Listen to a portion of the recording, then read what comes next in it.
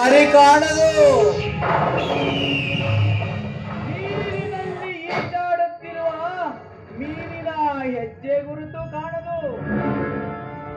ಈ ನಾಗೇಂದ್ರ ಪ್ರಸಾದ ಮಾಡುವ ಕುತಂತ್ರದ ದಾರಿ ಯಾರಿಗೂ ಕಾಣದು. ಲೇಗರುಡ, ಅನ್ಯಾಯದ ವಿರುದ್ಧ ಹೋರಾಡಿ ಸತ್ಯದ ದೀಪವನ್ನು ಹಚ್ಚಿ ಈ ನಾಡಿಗೇನಾದರೂ ರೈತ ದೊರೆಯಾಗಿ ಮೆರೆಯಬೇಕೆಂದಿದ್ದರೆ ಆ ನಿನ್ನ ಕನಸು ಎಂದಿಗೂ ನನಸಾಗದು.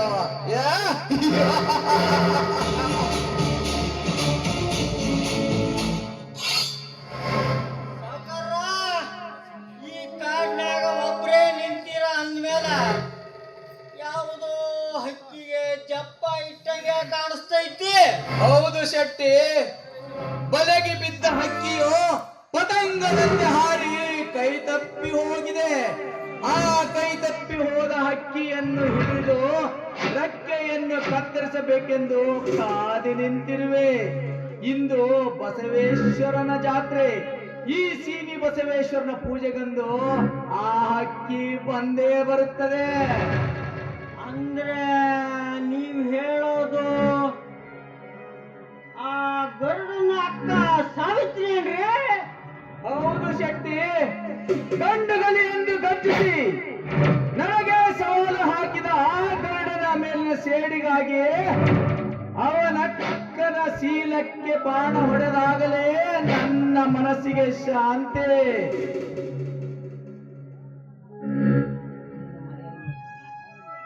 ಲೇ ಶೆಟ್ಟಿ, ಆ ಹಕ್ಕಿ ಬರ್ತಾ ಇದೆ, ನೀನ್ ಸ್ವಲ್ಪ ಆ ಕಡೆ ಮರೆಯಲ್ಲಿ ನಿಂತ್ಕೊಳ್ಳಲೆ. ಆಯ್ತು ಸಾವ್ಕಾರ, ನಾನು ಸೊಕ್ಕನಿ ಅಂತೆ ಮರೆಯಲ್ಲಿ ನಿಂತ್ಕೊತೀನಿ. ನೀವು ಶುರು ಹಚ್ಕೊಳ್ರಿ, ಕಾರಸ್ತಾನ.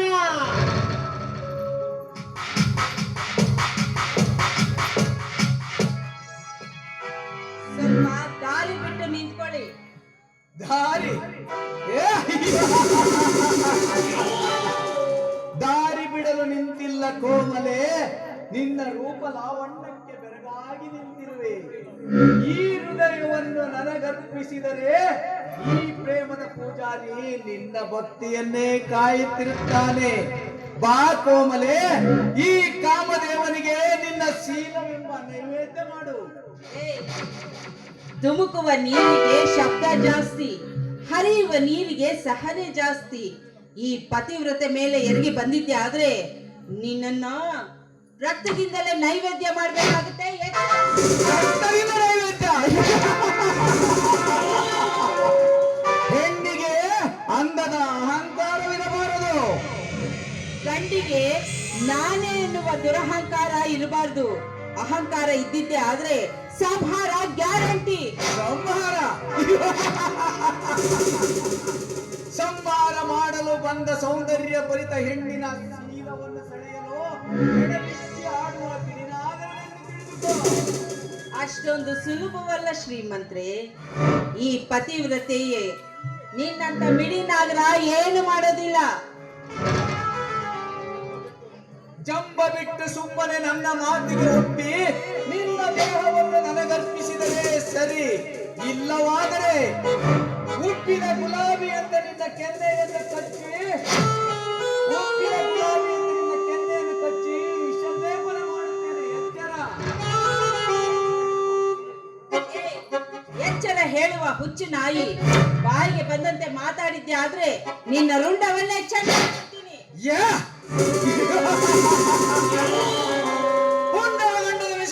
ಈ ನಾಗೇಂದ್ರ ಪ್ರಸಾದನ ಚಂಡಿಗೆ ಕೈ ಹಾಕಲು ನಿನಗೂ ಸಾಧ್ಯವಿಲ್ಲ, ಅವನಿಂದ ತಮ್ಮ ಗರುಡನಿಗೂ ಸಾಧ್ಯವಿಲ್ಲ. ಮಾತು ಮಾತಿಗೆ ಬೆಳೆಸಿ ನನ್ನ ಕಾಮದ ಪಿತ್ತವನ್ನು ನತ್ತಿಗೇರಿಸಬೇಡ. ನಿಮ್ ಕೈ ಮುಗಿದು ಕೇಳ್ಕೊತೀನಿ, ದಯವಿಟ್ಟು ನನ್ನನ್ನೇನು ಮಾಡಬೇಡಿ. ಹೇಳ್ದಾಗೆ ಕೇಳ್ತೀನಿ. ಹಾಗಾದರೆ ಸಾವಿತ್ರಿ, ನನ್ನ ಮನಸ್ಸನ್ನು ತಣಿಸುವಂತೆ ಒಂದು ನೃತ್ಯವನ್ನು ಮಾಡುವೆಯಾ? ಈ ಪಾಪಿ ನನ್ನನ್ನು ಬಿಡುವಂತೆ ಕಾಣ್ತಾ ಇಲ್ಲ. ಹೇಗಾದ್ರೂ ಮಾಡಿ ಇಲ್ಲಿಂದ ನಾನು ತಪ್ಪಿಸ್ಕೊಳ್ಳೇಬೇಕು. ಹಾಗೆ ಮಾಡ್ತೀನಿ. ಶ್ರೀಮಂತ್ರೆ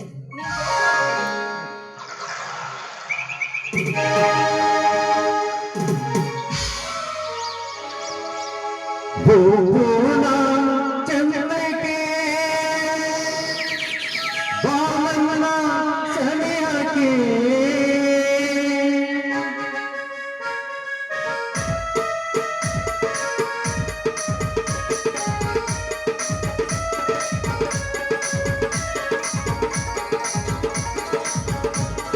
ಗೋಕುಲ ಚಂದ್ರಕ್ಕೆ ಬಾಲನ ಸನಿಹಕ್ಕೆ ಗೋಕುಲ ಚಂದ್ರಕ್ಕೆ ಬಾಲನ ಸನಿಹಕ್ಕೆ ಶ್ರೀರಾಮನ ಜಾನಕಿ ನಾ ಕೊಡುವೆ ಕಿರುಗಾಣಿಕೆ ಶ್ರೀರಾಮನ ಜಾನಕಿ ನಾ ಕೊಡುವೆ ಕಿರುಗಾಣಿಕೆ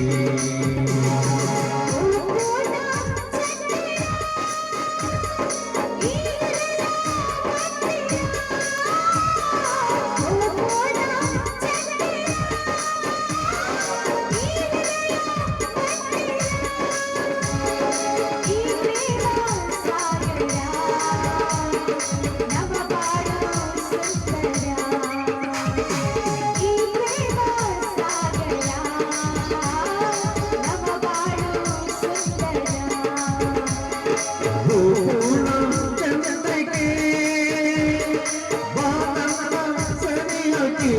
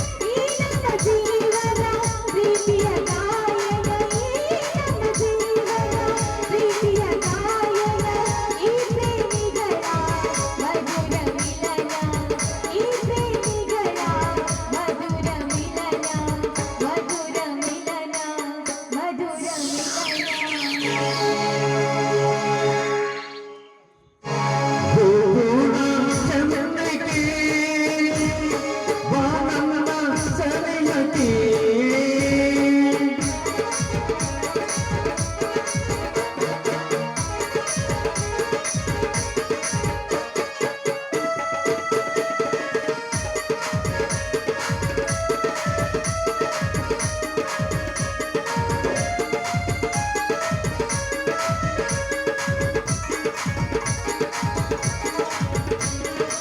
ಮನದಲ್ಲಿ ತುಂಬಿದೆ ಪ್ರೀತಿಯ ಸಾಗರ ನೀ ಜೊತೆ ಸೇರಲು ಎಂತ ಸುಂದರ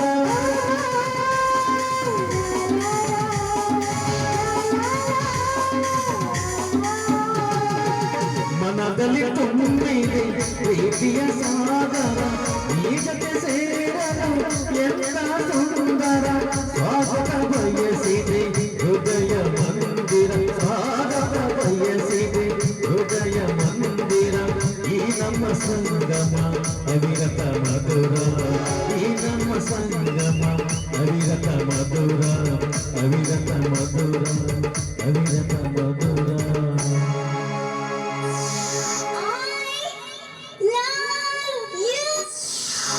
ಗೋಕುಲ ಚಂದ್ರಕ್ಕೆ ಬಾಲನ ಸನಿಹಕ್ಕೆ ಗೋಕುಲ ಚಂದ್ರಕ್ಕೆ ಬಾಲನ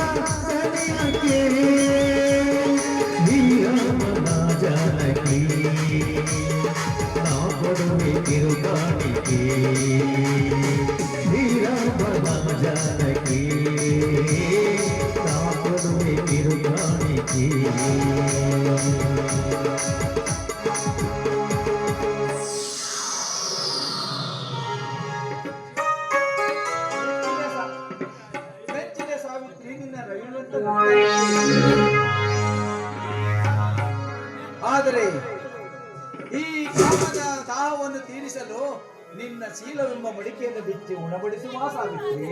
ಥು, ಸರಿ ಆಚೆ ನೀಚ. ಶೀಲದ ಬೆಲೆಯ ತಿಳಿಯದ ನಿನ್ನಂತ ತಿಳಿಗರಿಗೆ ಎಲ್ಲಿಂದ ಗೊತ್ತಾಗ್ಬೇಕು ಶೀಲದ ಬೆಲೆ? ತುತ್ತಿಗೆ ವಿಷ ಹಾಕುವ ನಿನ್ನಂತ ತಾಯಿಗಂಡ್ರಿಗೆ ಎಲ್ಲಿಂದ ಗೊತ್ತಾಗ್ಬೇಕು ಈ ಪತಿವ್ರತಿಯ ಶೀಲ ಎಂದಿಗೂ ಸಿಗಲಾರದು. ಶೀಲ ಶೀಲ ಶೀಲದ ಸಾಗರವಿದೆ ಎಂದು ಹೆಚ್ಚಿಗೆ ಮಾತನಾಡಿದ್ದೆ, ಆದರೆ ಬಂಡಗೆಟ್ಟ ಸೂಳೆ ಆಗುವೆ ನನ್ನ ಕೈಯಿಂದ. ಏಯ್, ನಿನ್ನಂತವನ ಕೈಯಲ್ಲಿ ಸಿಗೋದಿಕ್ಕೆ ನಾನೇನು ಷಂಡನ ಹೆಂಡತಿ ಅಲ್ವೋ, ಧರ್ಮವಂತನ ಪತ್ನಿ. ನಿನ್ನ ರುಂಡವನ್ನೇ ಚೆಂಡಾಡ್ಬಿಡ್ತೀನಿ. ಲೇ ಹುಚ್ಚಿ ಹೆಣ್ಣೆ, ನನ್ನ ಗಂಡ ಸ್ಥಳಕ್ಕೆ ಕೈ ಹಾಕಿದೆ ಎಂದ ಮೇಲೆ ನಿನ್ನ ಶೀಲದ ಮಡಿಕೆಗೆ ನನ್ನ ಗಂಡಸ್ತನದ ಚಮತ್ಕಾರವನ್ನು ತಿಳಿಸಲೇಬೇಕು. ಬಂದಿದ್ದೆ ಆದ್ರೆ ನನ್ನ ಎಕ್ಕಡದಿಂದ ನಿನ್ನ ಕಪಾಳ ಮೋಕ್ಷ ಮಾಡುವುದು ಎಚ್ಚರ. ಲೇ ಹುಚ್ಚಿ ಹೆಣ್ಣೆ, ನನ್ನ ಕಪಾಳಕ್ಕೆ ಹೊಡೆದು ನಿನ್ನ ಕಾಲಲ್ಲಿರುವ ಎಕ್ಕಡವನ್ನು ತೋರಿಸಿದೆ ಅಂದ ಮೇಲೆ ನಿನ್ನ ಈ ಉಪ್ಪಿನ ದೇಹವನ್ನು ತಗ್ಗಿಸಿದಾಗಲೇ ನಿನ್ನ ಕೊಬ್ಬು ಕಡಿಮೆಯಾಗುವುದು.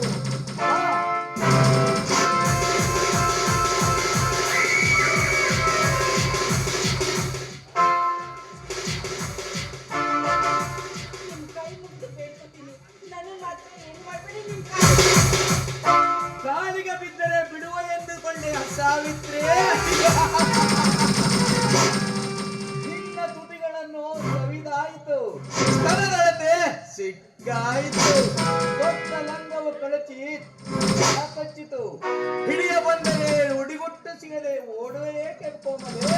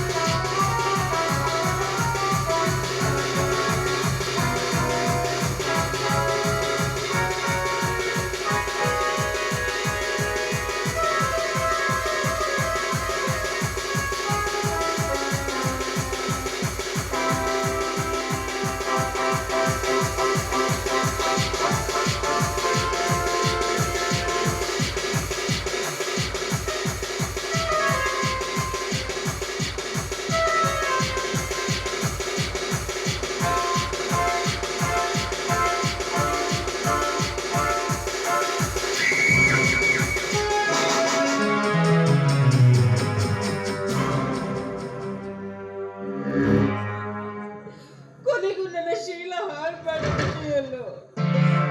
ಈ ವಿಷಯ ನನ್ನ ತಮ್ಮನಿಗೆ ಏನಾದ್ರೂ ಗೊತ್ತಾಯ್ತು ಅಂದ್ರೆ ನೀನನ್ನು ಸುಟ್ಟು ಆ ಭಸ್ಮವನ್ನು ತನ್ನ ಹಣೆಗೆ ಹಚ್ಕೊತಾನೆ. ಎಚ್ಚರದಿಂದ ಲೇ ಸಾವಿತ್ರಿ, ನೀನು ಬದುಕಿದ್ದರೆ ತಾನೇ ನಿನ್ನ ತಮ್ಮ ಆ ಗರುಡನಿಗೆ ವಿಷಯ ತಿಳಿದುವುದು. ನೀನು ಬದುಕಿದ್ದರೆ ನನ್ನ ಜೀವಕ್ಕೆ ಆಪತ್ತು. ಮುಗಿಯಿತು ನಿನ್ನ ಭೂಮಿಯನ್ನು.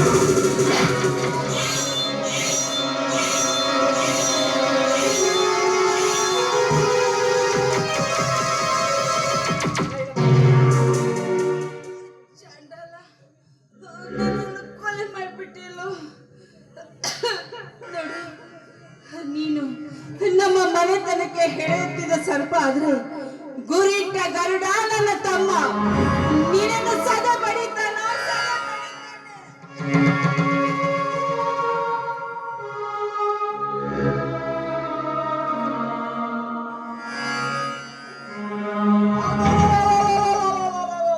ಏನ್ ಗಾತ ಮಾಡಿದ್ರಿ ಸಾವ್ಕಾರ್ರೆ? ಏನ್ ಗಾತ ಮಾಡಿದ್ರಿ? ಸಾವಿತ್ರಿನ ಸಾಯಿಸೇ ಬಿಟ್ರಲ್ರಿ. ಇದನ್ನೇನಾರು ಗೊತ್ತಾದ್ರೆ ಗರುಡ ನಮ್ ಘಟ ಉಳ್ಸಂಗಿಲ್ರಿ ಸಾವ್ಕಾರ್ರೆ, ಉಳ್ಸಂಗಿಲ್ಲ. ನೋಡ್ರಿ ನೋಡ್ರಿ ನೋಡ್ರಿ, ಅಯ್ಯೋ ಇದೇ ಬಿಟ್ಟಲ್ಲ ರಕ್ತ. ಹೇಳ್ತೀನಿ, ಊರಿಗೆಲ್ಲ ಹೇಳ್ತೀನಿ, ಕೊಲೆ ಕೊಲೆ ಕೊಲೆ ಕೊಲೆ ಇವನು ಬದುಕಿದ್ದರೆ ನಮ್ಮ ಗುಟ್ಟನ್ನು ರಟ್ಟು ಮಾಡುತ್ತಾನೆ. ಇವನಿಗೆ ನಮ್ಮ ಕಪಾಲಿ ಕಾಳಿಂಗನನ್ನು ಕಳಿಸು, ಇವನನ್ನು ಮುಗಿಸಿಬಿಡಲಿ. ಲೇ ಸತಿ, ಏನ್ ಮಾಡ್ತಾ ಇದ್ದೀರಿ ಅವಿವೇಕಿ? ಆ ಸಾವಿಗೆ ಏನಾದ್ರೂ ಉಪಾಯ ಹುಡುಕಲೇ? ನಾನು ಎಲ್ಲ ಮಾಡ್ತೀನಿ ಸಾವುಕಾರ, ನೀವು ಆದಷ್ಟು ಲಘುನ ಮನೆಗೆ ಬಂದ್ಬಿಡ್ರಿ. ಆಯ್ತು ಶೆಟ್ಟಿ. ಈ ಸಾವಿತ್ರಿಯ ಸಾವಿಗೆ ಏನಾದರೂ ಉಪಾಯವನ್ನು ಹುಡುಕಲೇಬೇಕು. ಏನು ಉಪಾಯ ಹುಡುಕಬೇಕು?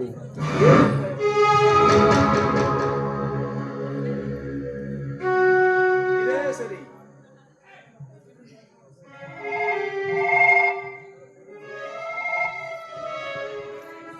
Hello inspector.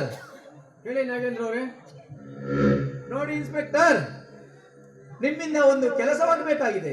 ಹೇಳಿ ನಾಗೇಂದ್ರ ಪ್ರಸಾದ್ ಅವರೇ, ಏನಿದು ಇಂಪಾರ್ಟೆಂಟ್ ಕೆಲಸ? ನೋಡಿ,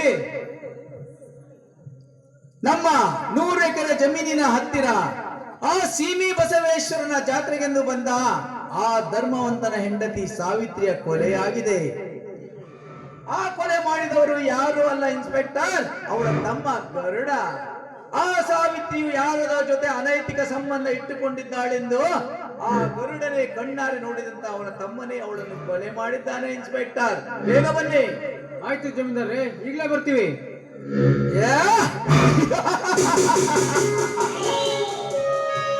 ಹಾವು ಮುಂಗುಸಿ ಆಟದಲ್ಲಿ ಈ ನಾಗೇಂದ್ರ ಪ್ರಸಾದನಿಗೆ ಜಯ. ಲೇ ಗರುಡ, ಇನ್ನು ಶುರುವಾಯಿತು ನಿನ್ನ ವನವಾಸ, ಅದು ಜೈಲಿನಲ್ಲಿ ವಾಸ.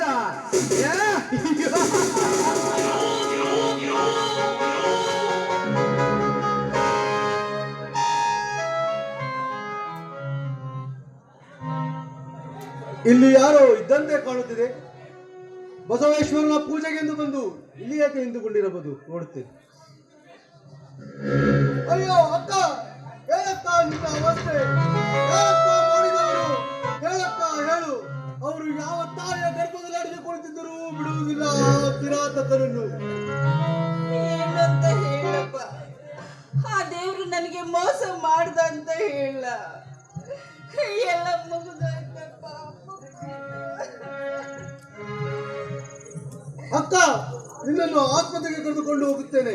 ಬಾ ಅಕ್ಕ, ನಿನ್ನನ್ನು ಉಳಿದುಕೊಳ್ಳುತ್ತೇನೆ.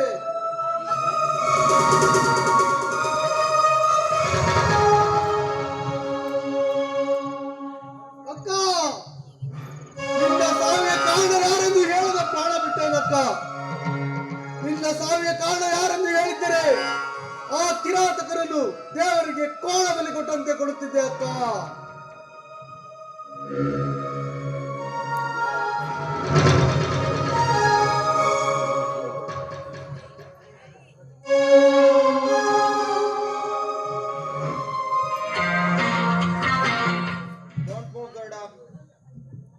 Don't move Garuda. ತಪ್ಪಿಸಿಕೊಳ್ಳಲು ಪ್ರಯತ್ನ ಪಟ್ಟರೆ ಸುಟ್ಟು ಬಿಡುವೆ. You are under arrest.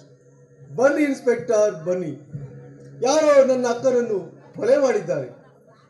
ನೋಡು ಗರುಡ, ಯಾರು ಕೊಲೆ ಮಾಡಿದವರೆಂದು ನಮಗೆ ಚೆನ್ನಾಗಿ ಗೊತ್ತು. ನಿನ್ನಿಂದ ತಿಳಿದುಕೊಳ್ಳಬೇಕಾಗಿಲ್ಲ.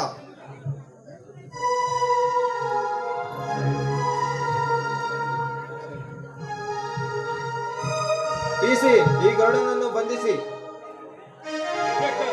ಯಾಕೆ ನನ್ನ ಅಳಿಯನನ್ನು ಅರೆಸ್ಟ್ ಮಾಡಿರುವಿರಿ? ಯಾಕೆ ಗೌಡ, ಏನಾಯ್ತು? ಸಾವಿತ್ರಿ ಏನಾಯ್ತು? ಸಾವಿತ್ರಿ, ಸಾವಿತ್ರಿ! ಇನ್ಸ್ಪೆಕ್ಟರ್, ನನ್ನ ಹೆಂಡತಿಯ ಹೊಟ್ಟೆಯಿಂದ ರಕ್ತ ಬರ್ತಾ ಇದೆ. ನನ್ನ ಹೆಂಡತಿಯನ್ನು ಕೊಂದವರೇ ಅವರು. ನೋಡಿ ಧರ್ಮವಂತ, ನಿಮ್ಮ ಹೆಂಡತಿಯನ್ನು ಕೊಂದಿದ್ದು ಈ ಗರುಡನೇ. ಅವನ ಅಕ್ಕನನ್ನೇ ಕೊಲ್ಲುವಷ್ಟು ಕಡುಕನಲ್ಲ ನನ್ನ ಅಳಿಯ. ಅಷ್ಟಕ್ಕೂ ಅವನೇಕೆ ಕೊಲೆ ಮಾಡುತ್ತಾನೆ ಇನ್ಸ್ಪೆಕ್ಟರ್? ನಿನ್ನ ಹೆಂಡತಿ ಯಾರದೋ ಜೊತೆ ಅನೈತಿಕ ಸಂಬಂಧ ಇಟ್ಟುಕೊಂಡಿದ್ದಾಳಂತೆ. ಅವರಿಬ್ಬರ ರಾಸಲೀಲೆಯನ್ನು ಕಂಡು ಈ ಗರುಡನೇ ಕೊಲೆ ಮಾಡಿದ್ದಾನೆಂದು ಈ ಊರಿನವರಿಂದಲೇ ನಮಗೆ ಕಂಪ್ಲೇಂಟ್ ಸಹ ಬಂದಿದೆ. ಇಂಥ ನೀತಿಗೆಟ್ಟ ಮಹಿಳೆಯರಿಂದನೇ ಈ ಪ್ರಪಂಚದಲ್ಲಿ ಹೆಚ್ಚಾಗಿದ್ದಾರೆ. ಇನ್ಸ್ಪೆಕ್ಟರ್, ಬಾಯಿ ಬಿಗಿದು ಮಾತನಾಡು.